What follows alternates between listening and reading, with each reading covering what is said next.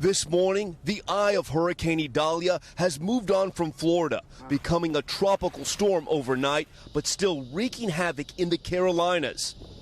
In Charleston, South Carolina, tide levels reached more than 9 feet.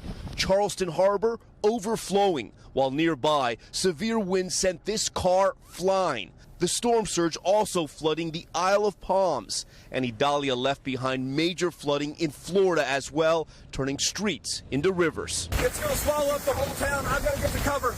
Idalia made landfall Wednesday in Florida as a Category 3 storm that spanned 350 miles in diameter. Drone video showing the aftermath in the town of Steinhatchee, where homes and boats were submerged. Strong winds ripping a roof off of a home, while high tides causing violent waves to slam onto highways. And at one point in Cedar Key, the storm surge surpassing 10 feet. It was the biggest that we've ever seen. Maximum winds at landfall were near 125 miles per hour. The Big Bend area has not seen a hurricane of that strength in 127 years. This is a giant pine tree that has crashed into a home here in Perry. There was a family inside with a baby. It was kind of terrifying, honestly. We heard one of the trees start to crack, and our eyes just got widened. He came and he jumped over top of us. So your husband put his body over your body to protect you? Mm-hmm. Governor Ron DeSantis saying recovery efforts and cleanup are out in full force. We haven't had a storm take this path at this level since the 1890s. What's your message to Floridians who are trapped or stranded right now? If you are in harm's way or you are in peril, you call emergency and there will be a response. The governor's wife tweeting that his mansion in Tallahassee also saw some damage from a 100-year-old oak tree. The family uninjured.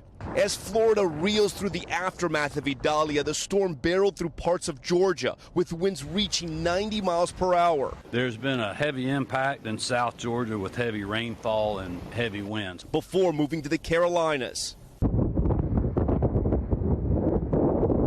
This morning, new concerns over flash flooding along the coast as the wrath of Tropical Storm Idalia sweeps through the southeast.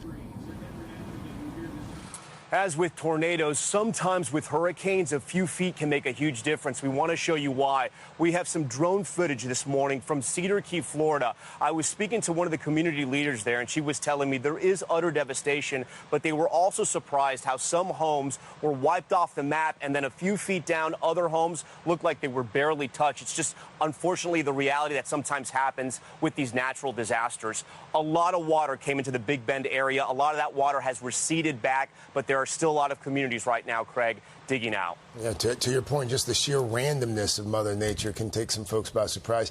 You know, speaking of that, Tom, a lot of folks obviously were prepared, it would also seem like a lot of folks heeded those evacuation warnings, but it seems like there were still some people taken by surprise. Yeah, I think that's fair, Craig. You know, I grew up here in Florida. Sometimes we Floridians, we can be a little cavalier with storms. But, you know, I will say this area, they got ready for this storm. I could actually see the fear in people's eyes because they had never experienced anything like this in modern history.